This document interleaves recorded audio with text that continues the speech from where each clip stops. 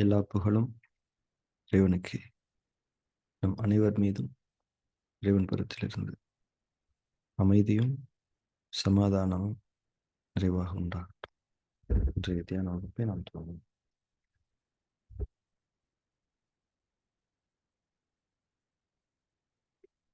தியானத்தினுடைய முதல் படியை நாம் தொடங்கலாம். சில நிமிடங்கள் தியானத்தின் முதல் நிலையில் நாம்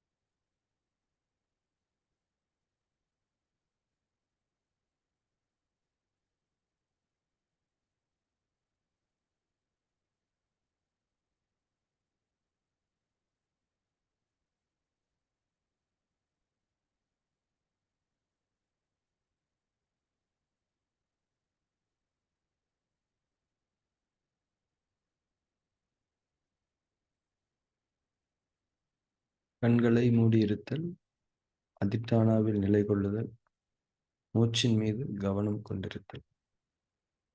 இந்த 3 படிகளை ஒவ்வொரு முறையும் மிகச்சரியான புரிதலோடும் உணர்வோடும் நாம் செய்ய வேண்டும். நம்முடைய அகத்தில் நாம் சென்று நிலைத்திருப்பதற்கு இந்த 3 படிகள் தான் அடிப்படையாக அமைய முடியும்.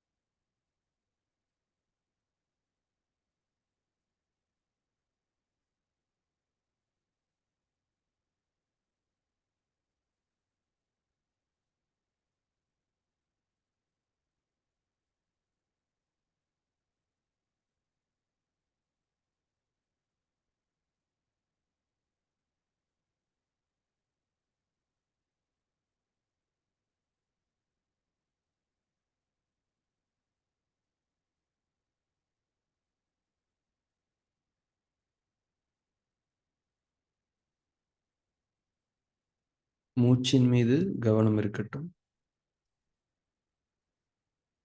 இயல்பான அந்த மூச்சோட்டம் நிகழ்ந்து கொண்டிருக்கிறது. நீங்கள் கவனித்தாலும் கவனிக்காவிட்டாலும் அந்த மூச்சோட்டம் நிகழ்ந்து கொண்டே இருக்கும். மூச்சை கவனிக்கும் போது இந்த ஒரு உணர்வை நாம் கொள்ள வேண்டும். நாம் மூச்சை கவனிக்காவிட்டாலும் அது நமக்குள் சென்று வந்து கொண்டுதான் இருக்கு.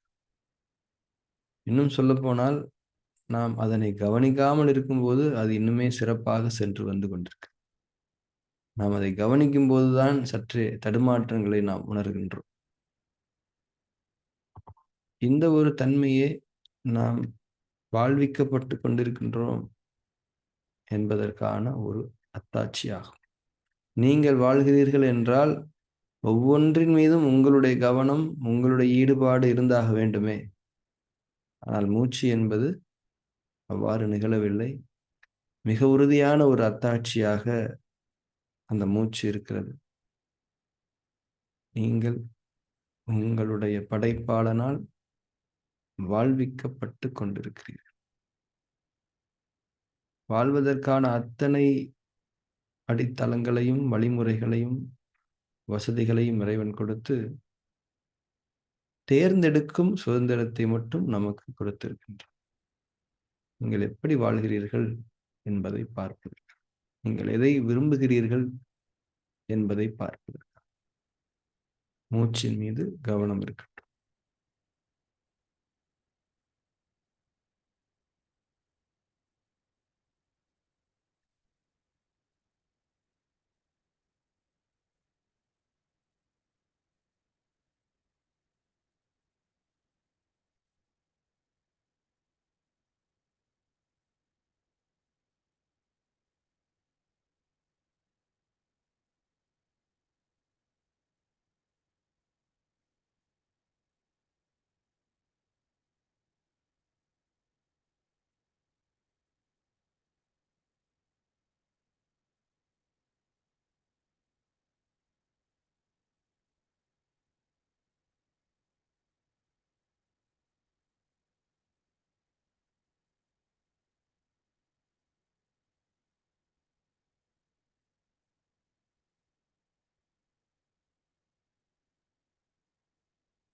நாம் கண்களை திறந்து கொள்வோம்.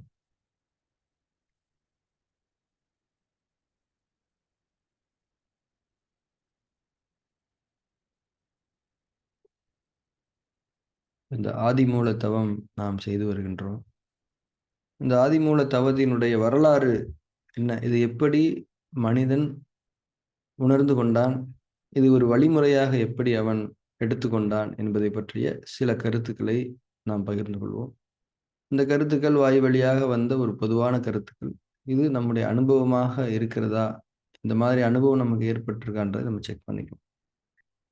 இப்போ விபாஷனா மெடிடேஷன்ல நம்ம வந்து தியானத்தை நல்லபடியா தொடங்குறது, அதிஷ்டானால இருக்கிறது, மூச்சை கவனிக்கிறது, உடல் உணர்ச்சிகளை கவனிக்கிறது, சாட்சி பாவனையில இருக்கிறது, காலத்தை உணருதல், அதுக்கப்புறம் வந்து ஃபார்ம் 10 பண்றது, இன்னும் ஃபார்ம் 8, 9, 6, 7 எல்லாமே இருக்குது.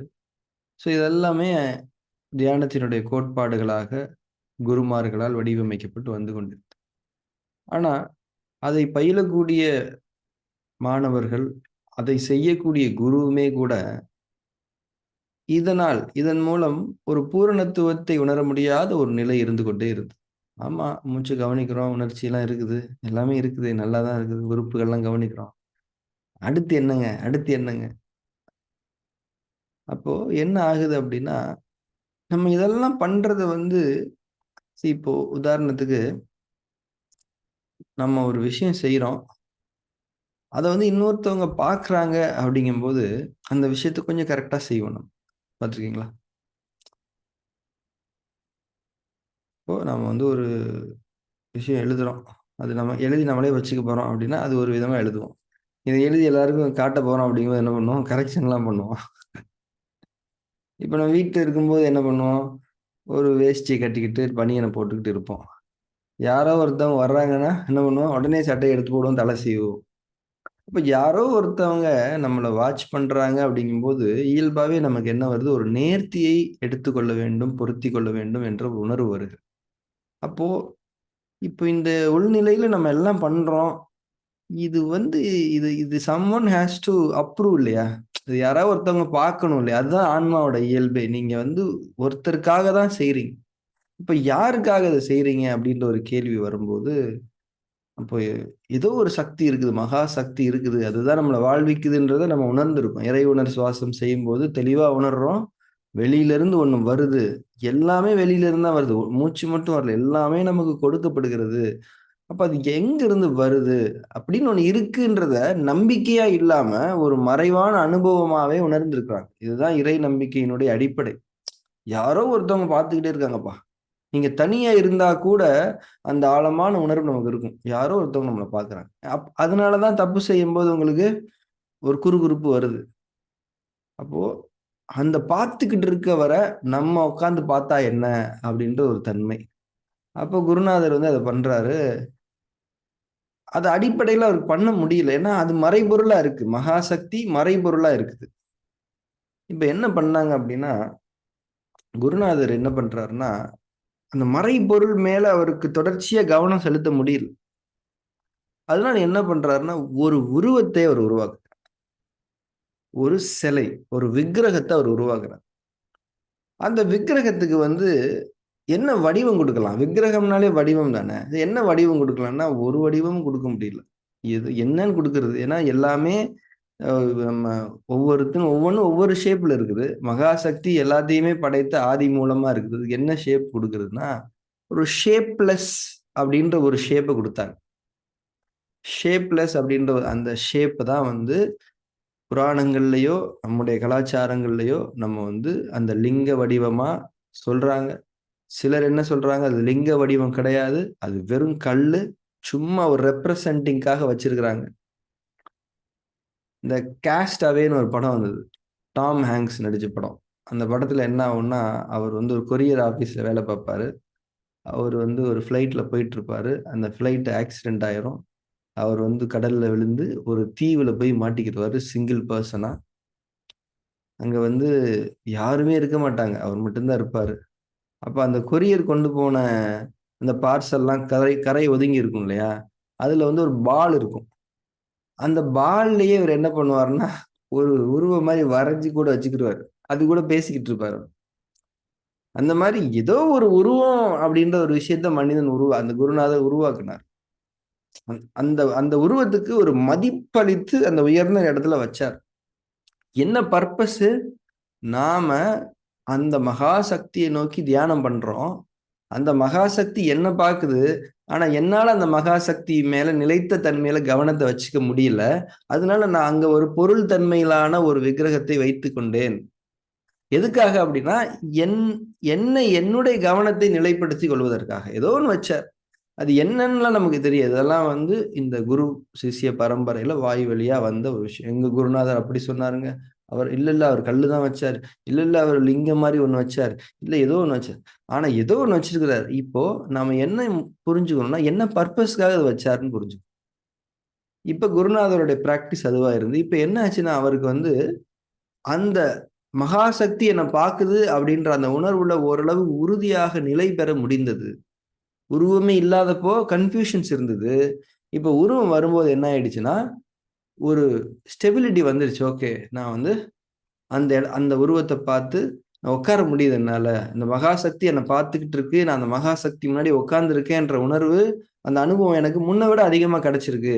அப்படின்னு அந்த குருநாதர் பிராக்டிஸ் பண்றாரு. அதுக்கப்புறம் என்ன ஆயிடுச்சு அப்படின்னா, அவர் பல இடங்களுக்கு போறாரு இல்லையா? பல இடங்களுக்கு போகும்போது அந்த விக்கிரகத்த எடுத்துட்டு போ முடியல. அப்ப அங்கங்க என்ன பண்றாரு, அவர் அந்த விக்கிரகத்த வைக்கிறார். அதுதான் அப்படின்றதுல அவர் வந்து சிக்கல. அதாவது இந்த கல்லு முன்னாடி தான் உட்காரணும் அப்படின்றதுல அவர் சிக்கல. நல்லா புரிஞ்சுக்கணும். அவர் எங்கெல்லாம் போறாரோ அங்க ஒரு கல் எடுத்து வச்சுக்கிறார். கல்லு கிடைக்கலையா வேற எதையாவது எடுத்து வச்சுக்கிறார். ஏன்னா அவருக்கு வந்து அந்த விக்கிரகத்தோட ஷேப்போ, அதனுடைய பொருள் தன்மையோ முக்கியம் இல்ல.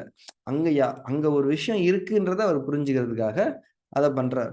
இன்னும் சில இடங்களுக்கு போக இவர் பிராக்டிஸ் பண்ண என்ன ஆகுதுன்னா, அந்த விக்கிரகத்தினுடைய துணை இல்லாமலேயே அவரால் அவருடைய கவனத்தை அந்த மகா சக்தியை நோக்கி நிலைப்படுத்த முடிந்தது. விக்கிரகத்த தூக்கி எறிஞ்சுட்டார். விக்கிரகம் தேவையில்ல. சரியா? அப்படியே டெவலப் ஆயிட்டார். இப்போ இன்னும் ஒரு குருநாதர் உயர்ந்து கொண்டே இருக்கிறார். இப்ப என்ன பண்ணணும் அப்படின்னா, தன்னுடைய மாணவர்களுக்கு அதே விஷயத்த கற்பிக்க வேண்டும். ஏன்னா அவர்களுக்கும் அதே சேலஞ்ச் இருக்குது. அதனால என்ன பண்ணாரு, யோசிச்சாரு. இவங்களுக்கு விக்கிரகத்த குடுத்தோம்னா, இவங்க ஏதாவது பண்ணி வைக்க வாய்ப்பு இருக்குது. அதனால நம்ம என்ன பண்ணிக்கலாம் அப்படின்னா, என்னைய பாருங்க. நான் உங்கள பார்க்கிறேன்ற மாரி நீங்க பிராக்டிஸ் பண்ணுங்க. அப்படின்னு அவர் டீச் பண்றாரு. அதுக்கப்புறம் ஒரு குரூப் என்ன பண்ணிட்டாங்க அப்படின்னா, இந்த குருநாதரையே அந்த மகாசக்தியினுடைய அவதாரமா பார்க்க ஆரம்பிச்சுட்டாங்க. அவராவது விக்கிரகம் வச்சாரு. இவரு வந்து மனுஷனே வச்சுட்டாரு. விக்கிரகம் மாறிக்கிட்டே இருக்கு. அங்கங்க எதையாவது பிடிச்சு வச்சுக்கலாம். இங்க குருநாதர் தான் இவர் தான் அப்படின்றதுனால இவர் மேலேயே ஃபோக்கஸ் ஆயிடுச்சு. இப்ப நான் சொல்றது வந்து ஒரு பெரிய வரலாறு. அந்த வரலாறுடைய சாரத்த மட்டும் சொல்றேன். அப்ப குருநாதர் அப்படின்னா பல குருமார்கள். ஒவ்வொரு இடத்துலயும் ஒவ்வொரு குருநாதர். ஒரு குருநாதர் என்ன பண்ணிட்டார் அப்படின்னா, நம்மள பார்க்கக்கூடாது இவங்கன்னு சொல்லிட்டு, அப்பதான் விபாஷனால ஒரு அற்புதமான ஒரு விஷயத்த கொண்டு வர்றாங்க. குருநாதரும் அவருடைய முதுகை மாணவர்களுக்கு காட்டி அந்த பக்கம் திரும்பி உட்காந்துட்டார். இப்ப மாணவர்களும் குருநாதரோட முதுக தான் பார்க்கணும். அதோட அர்த்தம் என்ன அப்படின்னா, நானு இறைவன பார்க்கிறேன். எனக்கு பின்னாடி உட்கார்ந்து நீங்களும் இறைவன பாருங்க. உங்களுக்கு இந்த ஃபோக்கஸ் வர்றதுக்காக ஃபர்ஸ்ட்டு என்ன பாருங்க. நான் அந்த மகாசக்திய முன்னோக்கி உட்கார்ந்து இருக்கிறதா என்ன பாருங்க. அதுக்கப்புறம் அந்த மகாசக்திய பாருங்க. அப்படின்ற ஒரு வழிமுறைய ஃபாலோ பண்ணாங்க. விபாஷனால புத்திசம்லாம் வர்றதுக்கு முன்னாடியே அந்த விக்கிரகங்கள்லாம் இருக்கு இல்லையா? விக்கிரகங்கள வந்து திருப்பி தான் வச்சிருப்பாங்க. இப்ப நம்ம ஒரு கோவிலுக்கு போற விக்கிரகம் நம்மள பார்த்து இருக்கு இல்லையா? அந்த நேரத்துல விக்கிரகங்கள் வந்து திரும்பி இருந்தது. நீங்க விக்கிரகத்த பார்க்க முடியாது. அதுக்கு உருவமோ, ஃபேஸோ கிடையாது. அது வந்து யாரையோ ஒண்ண பார்த்து வணங்கிக் கொண்டிருப்பது போன்ற ஒரு தன்மை இருக்கும். அப்ப என்ன புரிதல் இது? அந்த குருநாதர். குருநாதர் அங்க பார்த்துட்டு இருக்காரு. நம்மளும் அங்க பார்க்கணும். அப்ப குருநாதர் மேல குரு மூலமாக மகாசக்தியை நாம் கவனிக்கக்கூடிய தன்மை உண்டாச்சு. இது ஒரு நிலையில போச்சு. அப்போ இந்த நிலை வளர்ந்து, வளர்ந்து, வளர்ந்து என்னாச்சுன்னா, குருநாதர் அப்படின்ற ஒரு தன்மை வந்து மறைய ஆரம்பித்தது.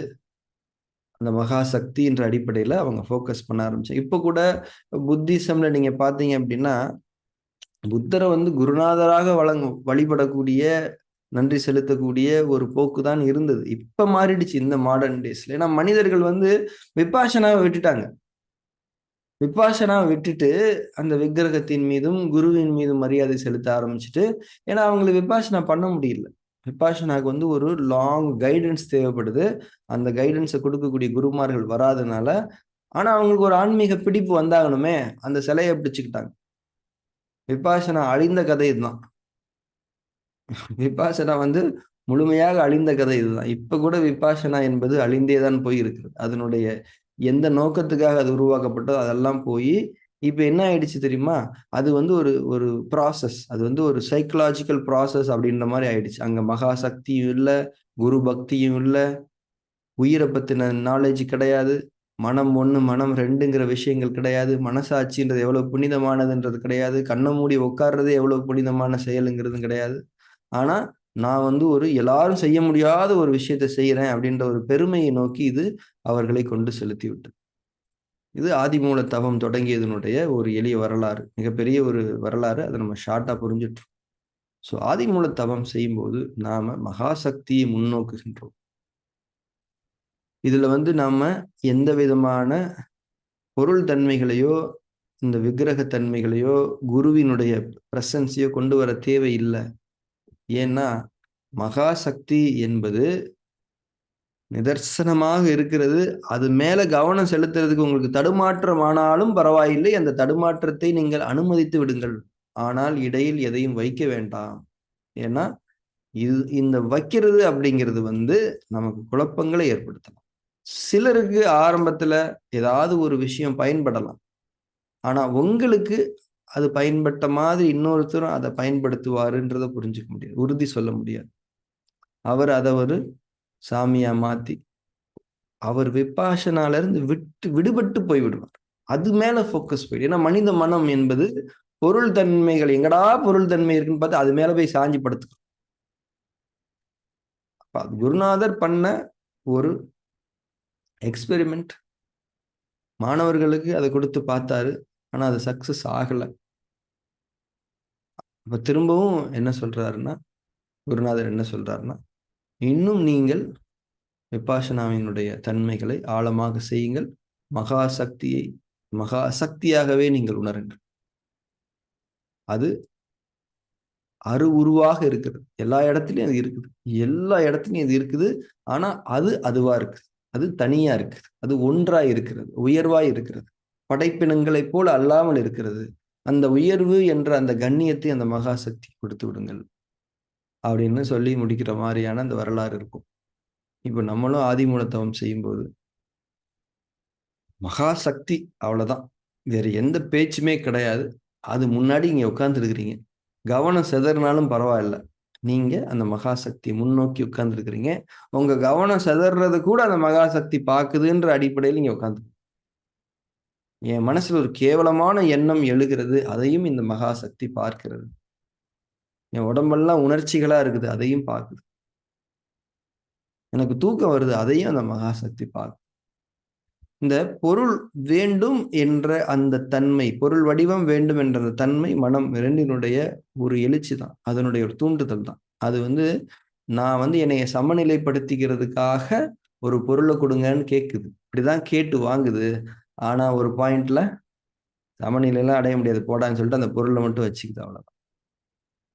ஸோ அதனால ஆதிமூல தவத்துல அதனால தான் ஆதிமூல தவம் என்பதே அழிந்து விட்டது. விபாஷனால போய் இப்ப கூட விபாஷனால இருக்கக்கூடிய ஒரு மாஸ்டர் கிட்ட போயி, ஆதிமூல தவம்னு ஒண்ணு கௌதம சித்தார்த்தர் அவருடைய குறிப்புகள் இருக்காங்களா? அதெல்லாம் கிடையாது அப்படின்னு சொல்லுவாங்க. ஏன்னா அது அழிந்து விட்டது. ஏன்னா இதுல நெறைய கன்ஃப்யூஷன்ஸ் வந்ததுன்னா அத விட்டுட்டாங்க அப்படி. அது பக்தி மார்க்கத்துக்கு போயிடுச்சு அப்படியே. பக்தி மார்க்கத்துக்கு போம்போது விபாஷனாவினுடைய அடிப்படை கோட்பாடுகள் அங்க இல்லாதனால, பக்தி மார்க்கத்திலயும் அது வந்து விக்கிரக வழிபாடாகவே சென்று விட்டது. ஸோ விக்கிரக வழிபாடு என்பது தவறா என்றால் தவறல்ல. அதை நீங்கள் உங்களுடைய ஆன்மீக மேன்மைக்கு அடிப்படை படிகளாக பயன்படுத்திக் கொள்ளலாம். ஆனால் அந்த விக்கிரகத்தை சார்ந்து நீங்கள் இருந்து விடக்கூடாது. இப்போ உதாரணத்துக்கு நம்ம ஒரு கோயிலுக்கு போறோம். அந்த ஊர்ல இருக்கக்கூடிய அந்த சாமிக்கு தான் அந்த பவர் இருக்குன்னு நம்ம எப்படி நம்புறோம்? சாமி எல்லா இடத்துலயும் இருக்கா இல்லையா? அப்போ அந்த ஒரு குழப்பத்துக்கு தான் அது வித்திடுகிறது. இப்ப நீங்க எல்லா இடத்துக்கும் போய் ஒரு கல்ல கில்ல வச்சுக்கிட்டு நீங்க சாமி கும்பிடலாம். அதுல பிரச்சனையே கிடையாது. ஆனா உங்களுக்கு ஒரு பிராக்டிஸ் தேவைப்படுது. ஆனா நீங்க அந்த ஊருக்கு போய் அந்த கல்ல பார்த்தா தான் எனக்கு வந்து நீங்க தவம் செய்வேன். அதுதான் உயர்ந்தது அப்படின்னு நினைக்கும்போது தான் மாட்டிக்கிறீங்க. அந்த தவறைத்தான் அவர் நடந்துவிடக்கூடாது என்று எண்ணினார். அதனால வந்து நீங்க விபாஷனாவுடைய பேசிக்ஸ்ல ஃபோக்கஸ் பண்ண, நமக்கு இயல்பாவே அந்த மகா சக்தி முன்னாடி நம்ம உட்கார்ந்து இருக்கிறதும், அது நம்மள பார்த்துக்கிட்டு இருக்கிறதும் தெரிய ஆரம்பித்துவிடும் என்பதுதான் அங்க கன்க்ளூஷன். அதனால இடையில வந்து நீங்க இன்னும் இன்னும் கொஞ்சம் ட்ரை பண்ணுங்க, இன்னும் கொஞ்சம் ட்ரை பண்ணுங்க. அப்படின்னு தான் அவங்க சொல்லி முடிக்கிறாங்களே தவிர, எதையும் வச்சுற நெறைய எக்ஸ்பெரிமென்ட்ஸ் பண்ணியாச்சு. ஆனா, அந்த மகா சக்திக்கு படைக்கப்பட்ட எந்த ஒரு தன்மையின் அடிப்படையிலும் ஒரு உருவத்தை கொடுத்து விட வேண்டாம் என்பதுதான் கன்க்ளூஷன். ஸோ மீண்டும் நாம இத உறுதிப்படுத்திக்கிட்டு ஆதிமூல தவத்தை இன்னைக்கு நம்ம தொடங்கலாம். ஸோ நெக்ஸ்ட் 20 மினிட்ஸ் ஆதிமூல தவம். ஆதிமூல தவத்துக்கு எந்த ப்ரொசீஜர்ஸும் கிடையாது. கண்ண மூடி மகா சக்தியை நான் முன்னோக்கி அமர்ந்திருக்கின்றேன். அதை நோக்கி நான் தியானித்துக் கொண்டிருக்கின்றேன். என்னை அந்த மகா சக்தி பார்த்துக் கொண்டிருக்கிறது. என்னை உற்று நோக்கிக் கொண்டிருக்கிறது. என்னுடைய உடலிலும், மனதிலும் நிகழக்கூடிய அத்தனையையும் அது கவனித்துக் கொண்டிருக்கிறது. அந்த மகா சக்தியின் பார்வையை அடைய முடியாத இடமே இந்த அகிலங்களில் இல்லை. பார்வைகளை முந்தி அது அங்கே அதை அடைந்ததாக இருக்கிறது. உங்கள் பார்வைகள் அடைவதை அது முன்னரே அடைந்து அங்கே நிலை கொண்டதாக இருக்கிறது. பார்வைகள் அந்த மகா சக்தியை முந்த முடியாது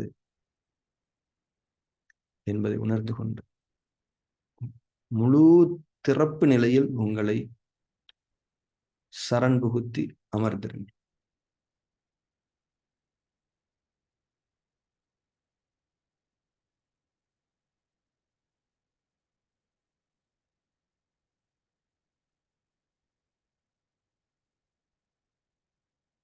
360 டிகிரி அந்த மகா சக்தி உங்களை கவனித்ததாக இருக்கிறது என்பதை உணர்ந்து உங்களுடைய அத்தனை சூழல்களிலும் உங்களை சுற்றிலும் அது உங்களை கவனித்ததாக இருக்கு.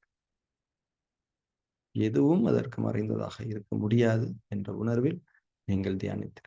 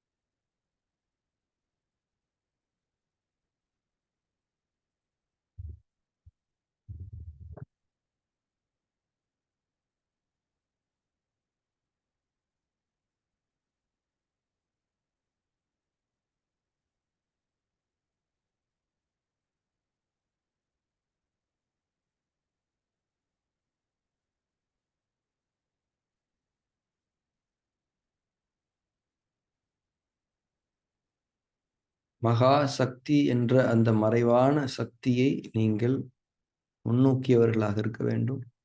அதில் கவனத்தில் தடுமாற்றங்கள் ஏற்பட்டாலும் அதை நீங்கள் பொறுத்துக் கொள்ளுங்கள்.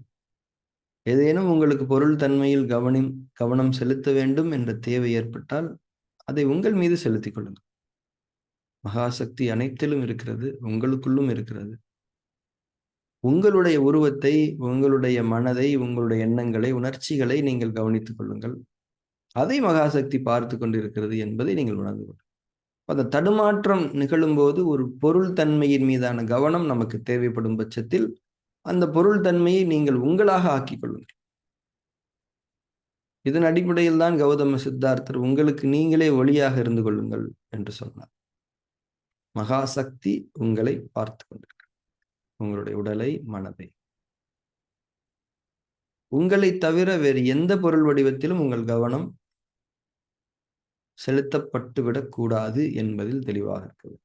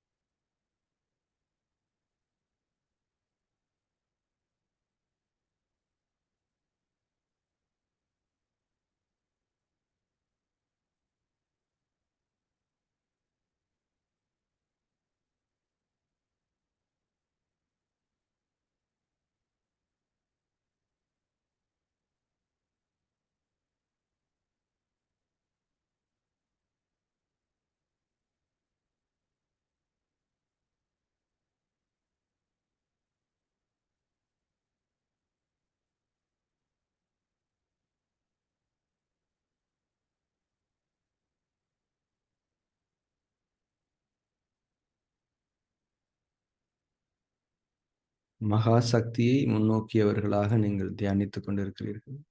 மகா சக்தி உங்களை, உங்கள் மனதை, உங்கள் படைப்பின் அத்தனை அம்சங்களையும் அது உற்று நோக்கியதாக இருந்து கொண்டிருக்கிறது. மகா சக்தியின் மீது கவனம் செலுத்த உங்களுக்கு சிரமங்கள் இருக்கிறதெனில், உங்கள் மீது கவனத்தை செலுத்திக் கொள்ளுங்கள். உங்களுடைய முகம், உங்களுடைய மார்பு, வயிறு, முதுகு, கைகள், கால்கள், கண்கள், காது என்று உங்களுடைய உடலின் மீது, உங்களுடைய இதர பொருள் அம்சங்களின் மீது கவனம் செலுத்திக் கொள்ளுங்கள். நீங்கள் உங்களுடைய உடலில் கவனம் செலுத்துவதை மகாசக்தி பார்த்து கொண்டிருக்கிறது என்பதை உணர்ந்தவர்களாக அந்த கவனத்தை செலுத்தும் போது, உங்கள் கவனம் எளிதாக ஆதிமூல தவத்தில் மையம் கொள்ளுவதற்கு அது உதவ முடியும். மீண்டும் கவனம் உறுதி பெற்ற பிறகு மகாசக்தி என்ற அந்த மறைபொருளை நோக்கி உங்கள் கவனம் திரும்பட்டும். பொருள் வடிவம் உங்கள் உடலை தவிர எதுவும் ஆதிமூல தவத்தில் வந்துவிடக்கூடாது என்பதில் கவனமாக இருங்கள்.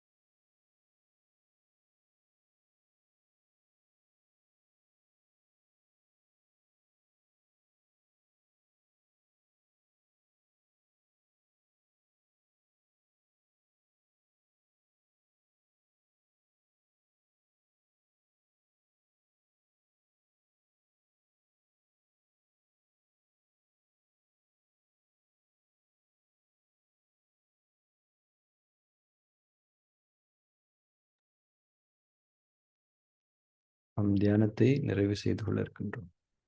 மெதுவாக கண்களை திறந்து.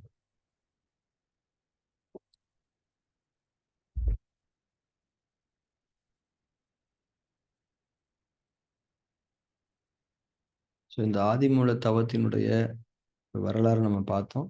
இப்போ இந்த செஷனுடைய எசன்ஸ் மட்டும் நான் திரும்பவும் நினைவுபடுத்துறேன். மகா சக்தி என்ற ஒன்றை நாம் நமக்கு முன்னே வைக்க வேண்டும். அது மறைபொருளா இருக்குது. அதுல கவனம் செலுத்துறதுல நமக்கு சில கஷ்டங்கள் இருக்குது. இது குருநாதரால் உணரப்படும் போது குருநாதர் என்ன பண்றாரு? ஒரு பொருள் வடிவத்தை கொண்டு வர்றார். அந்த பொருள் வடிவத்துக்கு எந்த விதமான ஒரு அர்த்தம் நிறைந்த வடிவத்தையும் கொடுக்காம உருவமாக அதை செய்கிறார். உருவம்னா தெரியுமா? லிங்கம். லிங்கம் என்னது? ஒரு உருவம். ஆனா அந்த உருவத்துக்கு நீங்க அர்த்தம் கொடுக்க முடியுமா? அர்த்தம் கொடுக்க முடியாது. அது ஒரு உருவம். அப்ப அந்த லிங்கம் மாதிரியான ஒரு விஷயத்த வைக்கிறார். அவருடைய குறிப்புகள்ல அது எங்க? கிழக்கிந்திய பிரதேசத்தினுடைய மையப்பகுதி, அதாவது தென் தமிழகத்தை அவர் குறிப்பிடக்கூடிய வரலாறு தான் இருக்கிறது. அப்ப அங்கதான் முதல்ல அந்த உருவம் செய்யப்படுது. இந்த உருவத்துக்கு ஏதாவது ஒரு பேர் வைக்கணுமா இல்லையா? மகாசக்தியை நம்ம எப்படி பார்க்கிறோம்? படைப்பின் மூலமாக பார்க்கிறோம். படைப்பு என்பதே உயிர். அப்போ சீவன், சீவன்னா உயிர் தமிழ்ல. அப்ப சீவன், சீவனை படைத்தது. சீவன்கள் எல்லாம் எதனுள் அடங்குகிறதோ அதை சிவம் என்று சொன்னார்கள். சிவன் என்று எப்படி மருவியது? தமிழ்ல இன் என்பது உயர்ந்த பொருள் என்று அர்த்தம். அரசன் அப்படின்னா உயர்ந்தவன் என்ற அர்த்தம். இப்ப இறைவர் அப்படின்னு யாராவது சொல்லுவாங்களா? இறைவன் சொல்லுவாங்க. உயர்ந்தவன். அப்ப இன்னுங்கிறது ரெட்ட சுழி இன்னுங்கிறது தமிழ் மொழியில ஒரு உயர்ந்த தன்மையை குறிப்பு. கோன் அப்படின்னு சொல்லுவாங்க. கோன்னா அரசன், உயர்ந்தவன், தலைவன் அப்படின்னு. அப்ப சிவம் என்பதை சிவன் என்று ஆக்கினார். அந்த உருவத்திற்கு உணர்வின் அடிப்படையில் கொடுக்கப்பட்ட ஒரு பெயர் சிவன், சிவம். அப்ப அது முன்னாடி உட்கார்ந்து தவம் செய்யக்கூடிய ஒரு பழக்கம் தென் தமிழகத்தில் தோன்றியது. இப்ப அதை என்ன பண்ணணும்? அதை கிளீன் பண்ணணும், அதை மெயின்டைன் பண்ணணும், அதை பூஜை பண்ணாரு. அதை பூஜை வழிபாடு என்ற தன்மை கொண்டு வந்தார். அதை நீங்க தொடும்போது நீங்க கிளீனா இருக்கணும். அதுகிட்ட எல்லாத்தையும் கொண்டு வந்து காட்டினாங்க. பாத்தீங்களா எவ்வளவு விளைஞ்சிருக்குது? நீங்க கொடுத்ததுதான். அதை நைவேத்தியமாக அது வளர்ந்து மருவி மருவி மனிதர்களுடைய மனம் ஒரு கட்டத்தில் இது எல்லாத்தையும் டாமினேட் பண்ணிடுச்சு. குருநாதர் இதை பண்ணாரு. அவருக்கு ஒரு புரிதல் இருந்தது. இப்ப என்ன பிரச்சனைனா இதை ரொம்ப சென்சிபிளா நீங்க புரிஞ்சுக்கணும். இந்த விக்கிரக வழிபாட்டுல என்ன தப்பு நடந்து போச்சுன்னா, விக்கிரக வழிபாட்டுல ஒரு அர்த்தம் இருந்தது. ஆனா இந்த கல்லு தான் உயர்ந்தது, அந்த கல்லு தாழ்ந்ததுன்னு சொல்லும் போதுதான் பிரச்சனை வந்துருச்சு. இப்ப லிங்கம் இருக்குதுல்ல, இப்ப நம்ம தமிழ்நாட்டுல எவ்வளவோ சிவன் கோயில்கள் இருக்கு. எல்லா கோயிலுக்கு போங்க, எல்லா கோயிலும் இந்த உருவம் தான் இருக்கும். இப்ப அந்த உருவம் வைக்கப்பட்டதுக்கான அடிப்படை அர்த்தம் என்னன்றது உங்களுக்கு புரியுது. இப்ப நீங்க என்ன பண்றீங்க? திருவண்ணாமலையில் இருக்கக்கூடிய அந்த உருவம் தான் சிறந்தது. இந்த காஞ்சிபுரத்தில் இருக்கக்கூடிய உருவத்துக்கு அவ்வளவு பவர் கிடையாது. நீங்களே புரிஞ்சு, நீங்க அது முன்னாடி உட்கார்ந்து நீங்க எவ்வளவு சக்தி மிக்க மனிதராக மாறுகிறீர்கள் என்பதுதான் முக்கியமே தவிர அந்த உருவம் அது அப்படியேதான் இருக்குது. இப்ப மனிதர்கள் என்ன பண்றாங்க அப்படின்னா, அந்த உருவம் எதற்காக செய்யப்பட்டது? ஆதிமூல தவம் செய்வதற்காக செய்யப்பட்டது. இன்னைக்கு எந்த சிவன் கோயில்ல போய் தவம் செய்யறாங்க? எல்லாம் கூட்டத்துல போய் லைன்ல நின்னு அந்த உருவத்தை பார்த்துட்டு மட்டும் அந்த உருவத்தை இவங்க அலங்காரம் எல்லாம் பண்ணி மேல பாம்பு வேற வச்சு என்னென்னமோ பண்ணி அதுக்கு என்னன்னா மனிதர்களுக்கு அந்த குருநாதருடைய அழிவுக்கு பிறகு மறைவுக்கு பிறகு அது என்ன ஒரு மாதிரி ஷேப்லெஸ்ஸா இருக்குது. அதுக்கு மேல ஒரு பாம்பு வச்சிட்டீங்கன்னா அவரு சொல்லியிருப்பார்ல அந்த குண்டலினியை பத்தில அந்த பாம்பத்துக்கு அவர் மேல வச்சுட்டாங்க. இந்த மாதிரி அந்த உருவத்துக்கு இவர்கள் அருவை குறைத்து விட்டு உருவில் அவர்கள் கவனம் செலுத்த தியானம் இவர்களிடம் விலகியது. அப்புறம் இன்னொரு தெய்வத்தின் மேல் நம்பி இன்னும் இவங்க மட்டும் செலவு பண்ணிக்கிறீங்க. நம்ம அது நல்லாவே இல்லை, ரவுண்டா இருக்குது, நம்ம ஒரு ஆளவே பண்ணிடுவோம்னு சொல்லிட்டு ஆளை பண்ணிட்டாங்க. நீங்க என்ன ஆம்பளையா பண்றீங்க? நாங்க ஒரு பெண்ணை பண்றோம்னு சொல்லிட்டு பெண்ணை பண்ணிட்டாங்க. சோ இதுதான் விக்கிரகங்களுடைய வரலாறு. எப்படி வேணா பண்ணிக்கோங்க, ஆனா நீங்க தவம் செய்யறீங்களா இல்லையான்றதுதான் இங்க முக்கியமே தவிர அந்த விக்கிரகங்களின் மீது எந்த விதமான தன்மையும் இங்க இல்லைன்றதுதான் விபாசனாவினுடைய வரலாறு சொல்லக்கூடிய விஷயம். இப்ப கூட நீங்க எங்க வேணா போங்க, அந்த உருவத்தின் மீது கவனம் வைத்து நீங்க உட்காருங்க. அது என்ன பார்த்துக்கிட்டு இருக்கு, நான் அது முன்னாடி உட்கார்ந்து இருக்கிறேன். அதுதான் மகா சக்தி, அதுதான் எல்லா இடத்தும் நிறைந்திருக்கு. நீங்க பண்ணுங்க, அதுதான் இங்க முக்கியம். கோவில்கள்ல செய்ய வேண்டியது தவம், எந்த விதமான சடங்குகளும் அல்ல. சடங்குகள் செய்யணும்னா தவம் செஞ்சுட்டு சடங்குகள் செய்யுங்க. அது ஒரு அன்பின் வெளிப்பாடு தானே. நீங்க மாலை போடுறதோ, அது பண்றது எல்லாம் ஆனா அடிப்படை பிரையாரிட்டி என்ன? தவம். இப்போ ஒரு டீச்சர் இருக்காங்க. அந்த டீச்சருக்கு நீங்க ஸ்வீட் வாங்கி தர்றீங்க, ட்ரெஸ் வாங்கி தர்றீங்க, ஆனா ஒழுங்காவே படிக்க மாட்டேங்கிறீங்க அப்படின்னு என்ன அர்த்தம்? அந்த டீச்சர் உங்க மேல அன்பா இருப்பாங்களா? நீ படி ஃபர்ஸ்ட்டு. நான் சொல்லிக் குடுத்தத நீ உள்வாங்கி, ஒழுங்கா நல்ல மாணவனா இருந்துட்டு, நீ எனக்கு மாலை போடு, சாப்பாடு வாங்கி குடு, என்ன வேணா பண்ணு. படிக்கிறத விட நான் செய்ய மாட்டேன், மீதியெல்லாம் செய்வேன்னா, தேவையே இல்ல. அவ்வளோதான். டீச்சர் அப்படித்தானே சொல்ல முடியும். நம்மள மாரி டீச்சர் அதான் சரி பரவால்ல படிக்காட்டி கூட பரவால்ல. நீ என்னென்ன செய்யணுமோ செஞ்சுக்க வாங்கிக்கிறேன்.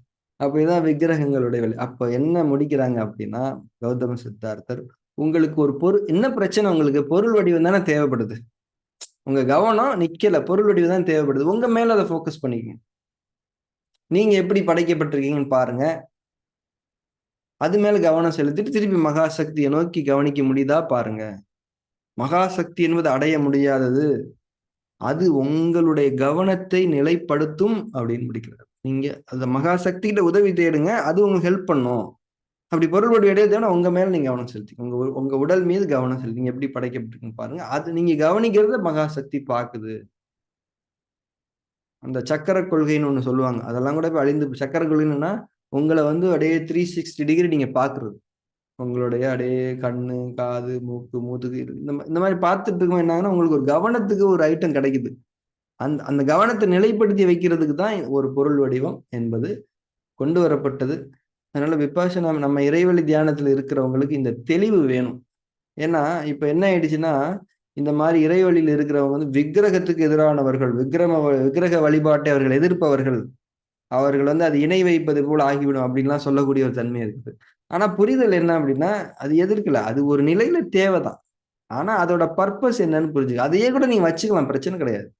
ஆனா தமிழர்கள் என்ன பண்ணாங்க பாத்தீங்கன்னா, அந்த அந்த பிரில்லியன்ஸி பாருங்களேன். உருவம் செஞ்சாங்க. எந்த உருவமும் கிடையாது. அத நீங்க ஒரு லிங்கத்த பார்த்தீங்கன்னா, எந்த உருவம்னு சொல்லுங்க. எந்த உருவமும் கிடையாது. அது ஒரு ரெப்ரசன்டிங் விஷயம் அவ்வளவுதான். ஆனா, அதாவது எப்படி அது மருவி அதனுடைய சாரத்தை இழந்திருக்கிறது என்பதைத்தான் நாம் புரிந்து கொள்ள வேண்டும். அது என்ன நோக்கத்துக்காக உருவாக்கப்படாத நோக்கத்திலிருந்து தவறிவிட்டதைத்தான் நாம் ஏற்றுக்கொள்ளவில்லையே தவிர, வேறு எந்த விமர்சனமும், மாற்று கருத்துக்களும் நமக்கு இல்லை. நமக்கு தேவையெல்லாம் நாம் தவம் புரிய வேண்டும். மகாசக்தியை நோக்கி நம்முடைய கவனத்தை நிலைப்படுத்தி இருக்க வேண்டும் என்பது மட்டும் தான். வேறு எந்த நோக்கமும் கிடையாது. அது கூட கொஞ்ச நாளைக்கு தான். உங்களுக்கு மகாசக்தியின் புறத்திலிருந்து வழிகாட்டல் வந்துவிடும்போது, எதுவுமே உங்களுக்கு தேவை கிடையாது. இதுதான் ஆதிமூல தவத்தினுடைய ஒரு முக்கியமான விஷயம். கௌதம சித்தர் தான் சொன்னார். உங்களுக்கு நீங்களே ஒளியாக இருங்கள் அப்படின்னா, இந்த ஆதிமூல தவத்தின் போது உங்களை நீங்களே கவனித்துக் கொள்ளுங்கள். உங்கள் மீது நீங்கள் ஒளியை பாய்ச்சிக் கொள்ளுங்கள். மகாசக்திக்கு எந்த சூழ்நிலையிலும் ஒரு முடிவான உருவத்தை கொடுத்து விடாதீர்கள். அது அரு, உரு அத்தனையும் கடந்தது. அது மறைவானதாகவும் இல்ல, தோற்றமானதாகவும் இல்ல. அது எல்லாத்தையும் கடந்த நிலையில இருக்குது மகாசக்தி. அதுக்கு பேரே இல்ல அப்படின்றது தான் முடிக்கிறாங்க. அதனாலதான் புத்திசத்துல வந்து பேரே கிடையாது. இறைவனுக்கு பேரே வைக்கல. நம்மளாவது அரசன், இறைவன்ற மாரி சிவன் பேர் வச்சிருக்கிறோம்.